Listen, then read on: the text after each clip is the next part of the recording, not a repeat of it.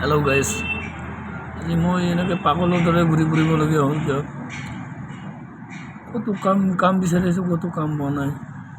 কোনোবাই মোক মৰম কৰি কামত সোমাই দিয়ক। অসমবাসী ৰাইজক মই সেৱা জনাইছোঁ।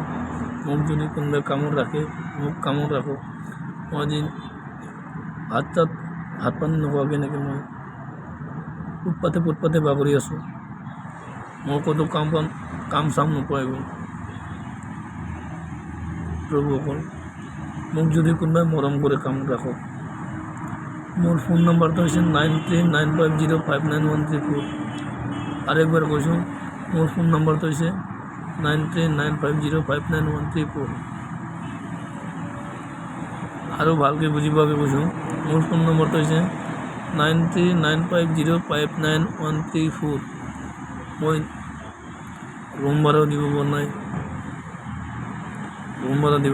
দোকানৰ গেলামাল দোকানৰ পইচা দিব পৰা নাই, পাণ দোকানৰ পইচা দিব পৰা নাই।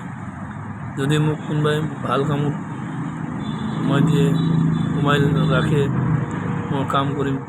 আৰু একবাৰ পাগলামি কামটো নকৰোঁ আৰু।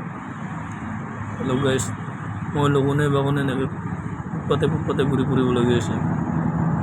আপোনালোকে যোনে মোক ভাল কৰিব গৈছে, মোক ভাল হ'ম মই। আৰু মই বদমাচি কাম নকৰোঁ আৰু। ধন্যবাদ।